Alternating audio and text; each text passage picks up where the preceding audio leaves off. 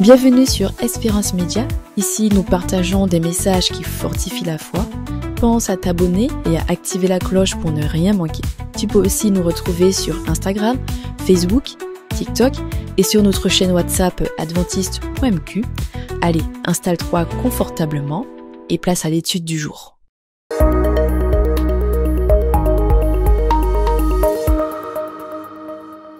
Eh bien voilà, nous allons ensemble passer quelques minutes de réflexion autour de la parole de Dieu et nous avons choisi pour que nous soyons en phase les uns avec les autres de chercher à comprendre quelle est la disponibilité de Dieu pour nous. Car nous vivons dans une vie qui est dans un monde où tout le monde est troublé, tout le monde est perturbé, tout le monde est inquiet. On commet plein d'erreurs simplement par peur la plupart du temps ou encore par négligence. Mais enfin, on se retrouve à être où on ne voudrait pas être, à faire ce qu'on ne souhaitait pas faire et à être embêté de ce qui nous arrive. Et par conséquent, pour nous rassurer et pour nous aider à nous déterminer, à nous positionner correctement, nous allons réfléchir sur qui nous sommes pour Dieu. Où est-ce qu'il en est pour nous? Est-ce qu'il est disponible pour nous? Qui est-il? Que sommes-nous pour lui et qui est-il pour nous? Je pense que quand nous savons qui sont nos parents, eh bien, on a beaucoup plus d'aise, de facilité à rentrer en communication avec eux et avec les autres et avec nous-mêmes. Parce que savoir qui on est détermine en quelque sorte notre façon d'être, notre façon de vivre et d'être en rapport avec les autres. Alors, la première chose que nous allons, sur laquelle nous allons nous pencher, c'est de savoir qui sommes-nous? Qu'est-ce que nous faisons là? Il y a un texte de la Bible qui se trouve dans Éphésiens chapitre 1. Ce texte-là, alors, je vous inviterai à lire des versets 3 au verset 12 chez vous, mais vous allez, en tout cas, avec nous, en ce moment, lire à partir du verset 3. On lira les versets 3 et 4 qui disent ceci. « Béni soit Dieu, le Père de notre Seigneur Jésus-Christ, qui nous a bénis de toutes sortes de bénédictions spirituelles dans les lieux célestes en Christ. En lui, Dieu, c'est-à-dire en Jésus-Christ, Dieu nous a élus avant la fondation du monde pour que nous soyons saints et irrépréhensibles devant lui. » Voilà un beau texte. Nous voulons toujours savoir ce que nous faisons là et quel est le rapport que Dieu peut mettre en place avec nous, comment est-ce que justement nous pouvons lui plaire, etc. Mais il est à remarquer que dans ce texte, l'auteur commence par nous dire que justement, il s'agit de Dieu qui nous parle. Et puisque c'est lui qui nous parle, soyons attentifs et prenons au sérieux ce qu'il est en train de nous dire. Le texte dit « Béni soit Dieu le Père de notre Seigneur Jésus-Christ ». Donc nous savons que Dieu le Père est en contact avec Dieu le Fils quand il nous dit les choses qu'il est en train de nous dire à partir du verset 3. Il nous dit que Dieu nous a bénis de toutes sortes de bénédictions spirituelles en Jésus-Christ. Alors, ma question serait, est-ce qu'il nous manque une bénédiction venant de Dieu? Et d'ailleurs, quand on va chercher un peu plus loin dans le texte, on se rend compte du fait que Dieu le Père a une corbeille de bénédictions, enfin un plein de bénédictions à nous envoyer à nous. Mais qu'est-ce qu'il va faire? Il va d'abord donner ces bénédictions-là à Jésus-Christ, qui lui va confier au Saint-Esprit ces bénédictions à nous transmettre. Et au verset 4, on verra que l'une des premières bénédictions que Dieu va nous envoyer, c'est qu'il nous a élus. Il nous a choisis. Il a pointé du doigt chacun d'entre nous et il a fait que nous soyons amenés à la vie parce qu'il nous a élus avant la fondation du monde. Donc, nous ne pouvons pas dire que nous sommes des accidents. Nous ne pouvons pas croire que nous sommes là par hasard. Nous ne pouvons pas du tout penser à l'inutilité de notre présence ici, parce que Dieu, c'est le maître de l'univers, nous savons qu'il gère tout, il ne perdrait pas son temps à nous faire venir à la vie si nous n'avions pas de valeur pour lui. Et regardez toute la valeur qu'il nous donne.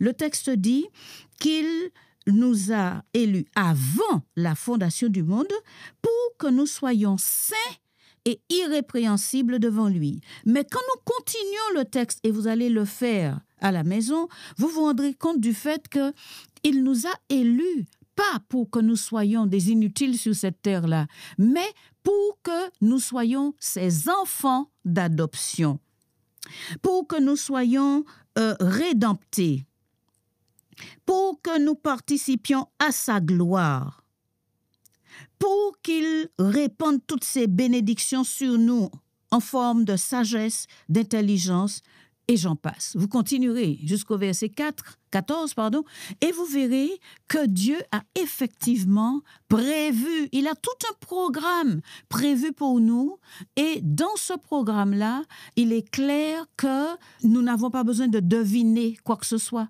ou on n'a pas besoin de se casser la tête pour aller chercher. Il nous a dit tout ce qu'il a prévu pour nous. C'est un programme extraordinairement beau. Être choisi par un président, être choisi pour représenter une école ou être choisi pour quelque chose de valeureux, eh bien, ça donne de la valeur, effectivement. Ça nous donne de pouvoir regarder la vie et se dire, eh bien, quand même, je vaux quelque chose. Mais quand on est choisi par Dieu, ça, c'est encore 2 fois plus important, c'est 1000 fois plus important, c'est autant de fois plus important que vous pouviez compter, parce qu'on n'a pas été choisi pour simplement quelque chose, une démonstration sur cette terre, mais choisi pour que nous soyons saints, irrépréhensibles. Et vous savez pourquoi? Nous devons être justement saint et irrépréhensible parce que lui, il est saint, lui, il est irrépréhensible. Et comme il veut que nous passions l'éternité avec lui, il nous a choisis depuis avant la fondation du monde. Donc, vous vous rendez bien compte du fait que nous n'appartenons pas nécessairement à cette terre au départ. Nous appartenons à l'éternité puisqu'il nous a conçus là. C'est de là que nous venons. Et par conséquent, en venant de l'éternité, c'est normal qu'il prévoit que nous retournions dans cette éternité-là après cette escale malheureuse que nous avons faite sur cette terre-là.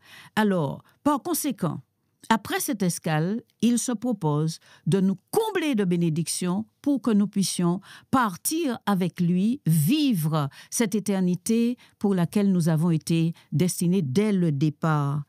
Et pour nous permettre de bien ancrer cette vérité dans notre tête, il va nous dire un certain nombre de choses. Et nous allons voir que dans le livre de Jean, chapitre 10 au verset 29, Jean chapitre 10 au verset 29, il nous a dit ceci.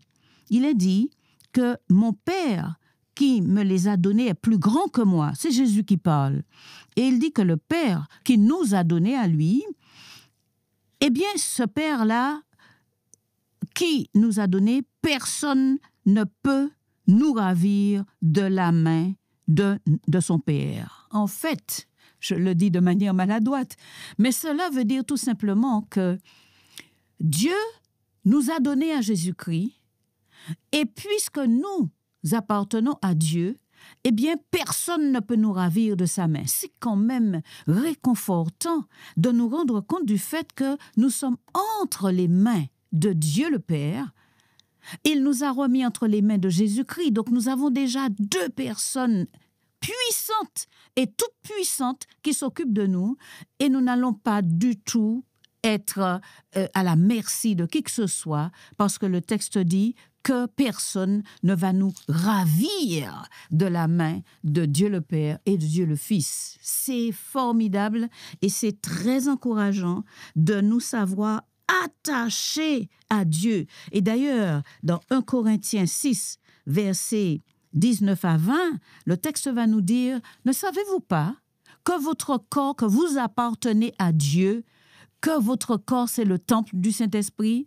Ne savez-vous pas que Dieu, c'est votre Père et vous êtes sa propriété exclusive? Maintenant, si je suis la propriété d'un être humain, je peux être ravi des mains de cet être humain. Mais quand je suis la propriété de Dieu, le Père, Dieu, le Fils, le texte me dit que personne ne peut me ravir de sa main. Je lui appartiens. Et il me défendra. D'ailleurs, il ne me laissera pas être exposé en quelque sorte à un rapt, à quelque chose de malheureux, parce qu'il a choisi, il a décidé que je lui appartienne, il m'a choisi, il m'a attaché à lui, et très certainement, en lui appartenant, je sais que je suis en sécurité. Et puis, ça ne s'arrête pas là. Nous allons encore voir que nous sommes comblés. Alors, c'est dans le texte de Colossiens, chapitre 2, au verset 10. Colossiens, chapitre 2, au verset 10, il nous a dit que vous avez tout pleinement en Jésus-Christ, qui est le chef de toute domination et de toute autorité. Alors, non seulement je suis comblé, mais il me rend productif aussi. Je ne suis pas inutile sur cette terre-là. J'ai quelque chose que je produis. Il fait que, en réalité, tout se passe bien pour moi. Parce que, il va me dire dans le chapitre 15 de Jean, au verset 5 et au verset 16, il dit que, voilà, je voudrais que tu sois attaché à moi, de telle sorte que ce que je peux, tu puisses le devenir. Ce que je veux, c'est que tu deviennes en moi quelqu'un qui fasse du bien, qui soit en bénédiction autour de toi, que tu sois en bénédiction pour toi-même. Alors il va dire que reste attaché au sceptre. Je suis le sceptre, tu es le sarment. Et nous savons tous, on n'a pas besoin de diplôme pour savoir que quand on est sarment, on ne peut être productif que si on reste attaché au sceptre qui est le tronc, n'est-ce pas? Et c'est à travers le tronc que la sève nous parviendra. Et donc Dieu qui nous a attachés à lui a promis que nous puissions en quelque sorte recevoir de lui toute la sève spirituelle, matérielle et autres, toute cette sève qui va pouvoir alimenter en quelque sorte notre vie et la rendre productive, parce qu'il promet que quand nous restons attachés à lui, nous allons porter beaucoup, beaucoup, beaucoup de fruits. Quel est l'arbre qui n'a pas envie, entre guillemets, de porter du fruit et de plaire? Quel est l'être humain qui n'a pas envie d'être agréable quelque part et de réussir ce qu'il entreprend? Dieu nous promet de faire cela de nous. Il nous promet d'être productif et de pouvoir en quelque sorte embellir la vie des autres. Il nous promet de porter du fruit et de réussir ce que nous allons entreprendre à partir du moment où on garde le contact avec lui. Et tout ça, c'est merveilleux, et il va encore nous rassurer pour nous dire que nous pouvons jouir de sa protection. Si nous lisons dans Colossiens chapitre 3, verset 3, il est dit « Car vous êtes morts et votre vie est cachée en Christ ». Qui aura envie d'aller attaquer Christ actuellement? Quand il était homme parmi nous, on pouvait. Et d'ailleurs, il nous a montré qu'on l'a attaqué et ce n'est pas, comment dirais-je, il n'a pas abdiqué, il a réussi. Il a réussi à passer toutes ces épreuves et à devenir notre sauveur. Et par conséquent, nous savons qu'il est capable de nous protéger. Et quand il nous dit que nous sommes cachés en lui, eh bien, qui osera l'attaquer? Quand il était sur terre, Satan n'osait pas. Ou encore, il a osé, mais il a échoué. Et vous imaginez bien que maintenant que Jésus-Christ est glorifié et qu'il il prend un soin particulier de nous, eh bien, nous savons que caché en lui, eh bien, forcément, nous avons toute la protection dont nous avons besoin. Et je terminerai en disant que Romains 8, verset 28 va nous dire que des choses peuvent nous arriver, il peut y avoir des contretemps dans notre vie, nous pouvons avoir des difficultés, les choses peuvent ne pas toujours tourner rond et être comme nous le voulons, mais il y a une pensée réconfortante que Dieu lui-même va nous donner au chapitre 28 du livre des Romains et au verset 28. Et il nous dira en ce moment, « Nous savons du reste que toute chose concourt au bien de ceux qui aiment Dieu, de ceux qui sont appelés selon son dessein. » Nous avons tous été appelés puisque nous bénéficions tous de la vie. Et parce que justement, nous sommes là avec la vie, nous savons qu'il nous a donc appelés. Il a voulu que nous soyons là puisqu'il nous a choisis bien avant la fondation du monde. La dernière pensée serait pour que nous puissions rester tranquilles. On va se calmer parce que le texte biblique nous dit que toute chose concourt au bien de ceux qui aiment Dieu. Vous allez me dire, si je me casse un bras, si mon enfant meurt, s'il y a quelque chose de désastreux qui se passe dans ma vie, comment est-ce que je peux croire que toute chose concourt au bien de ceux qui aiment Dieu? La première chose que je vais vous dire, c'est qu'il faut absolument que nous prenions la parole de Dieu au sérieux. Quand Dieu dit quelque chose, quand il dit qu'il nous aime vraiment. Et quand quelque chose de fâcheux nous arrive, nous n'avons pas à remettre en cause cet amour puisqu'il nous a dit qu'il nous aime. Et sa parole, c'est sa parole qui a de la valeur et du poids. Et c'est en elle que nous devons nous confier. Et par conséquent, il faut absolument que nous puissions croire, mais vraiment tout ce que la Bible nous dit, et tout ce qui vient de la part de Dieu, de sorte que nous réalisions que quand Dieu dit quelque chose, c'est vraiment ce qu'il veut dire et c'est ce qui arrivera certainement. Toute chose concourt. Les choses bonnes, on n'en parle pas parce que c'est toujours bienvenu. Les choses désagréables qui nous arrivent sont des éléments qui sont utilisés par Dieu, qui ne viennent pas nécessairement de Dieu, mais utilisés par Dieu, permis par lui, pour pouvoir nous former, pour pouvoir nous instruire, pour pouvoir, en quelque sorte, nous modeler, nous façonner, pour que la vie qu'il prévoit pour nous soit une vie qui soit agréable et qui nous permette, en quelque sorte, de nous réjouir de tout ce qu'il aura mis en place pour nous. Croyons que tout ce qui est désagréable et qui nous arrive, ce sont des éléments que Dieu permet dans nos vies, parce que ces éléments-là viennent pour nous aider directement et premièrement, pour aider dans notre environnement, pour, en quelque sorte, mettre en place tout ce qu'il nous faut comme bagage à main, bagage au niveau de notre cerveau, bagage dans nos relations, bagage dans tout ce que nous sommes, de manière à ce que nous ne soyons pas repoussés du ciel, que nous ne soyons pas des candidats qui allons rater, en quelque sorte, notre accueil dans l'éternité. Alors, croyons que toute chose concourt. C'est difficile à entendre, c'est difficile à comprendre, c'est difficile à accepter. Mais si nous faisons confiance à Dieu et si nous lui permettons vraiment d'être ce qu'il veut être dans notre vie, nous nous rendrons compte du fait que toutes ces choses sont là pour nous faire grandir, pour nous aider à apprendre, pour nous aider en quelque sorte à mûrir spirituellement et intellectuellement aussi, afin que dans l'analyse des choses, nous puissions vraiment détecter, réaliser, déterminer que celui qui a dit qu'il nous aime par-dessus tout c'est vraiment un amour que l'on ne peut pas comprendre, un amour que l'on ne peut pas peser, un amour qui nous échappe. Mais c'est un amour qui est vrai, qui est authentique, qui est ferme, parce que Dieu est lui-même amour, nous dit-il, par le biais des épîtres à Jean.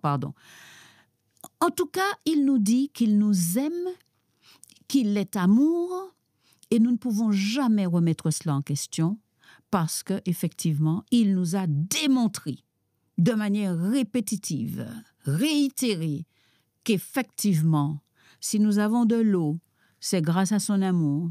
Si nous avons le soleil, c'est grâce à son amour. Si nous avons quelques éléments naturels qui nous permettent de rester en vie, de vivre ou de retrouver en quelque sorte l'énergie vitale dont nous avons besoin pour poursuivre notre route, c'est à cause de lui. Puisqu'il est amour, il nous dit qu'il l'est, il nous l'a démontré. Recevons ces paroles comme étant authentiques et vérités, et toutes les paroles qu'il va nous dire désormais, prenons-les au sérieux et évoluons avec tout cela, gardons tout cela à l'esprit, revenons dessus, prenons le temps de les rabâcher s'il le faut pour que cela s'imprègne bien dans notre cerveau et dans notre être, et vivons l'amour de Dieu et soyons certains que ce Dieu qui est disponible, il nous donne parce qu'il nous aime. En retour, aimons-le et donnons-lui et donnons aussi aux autres. Je vous prie de garder le cap, garder espoir et poursuivre la réflexion dans la parole de Dieu. Ça nous fera énormément de bien.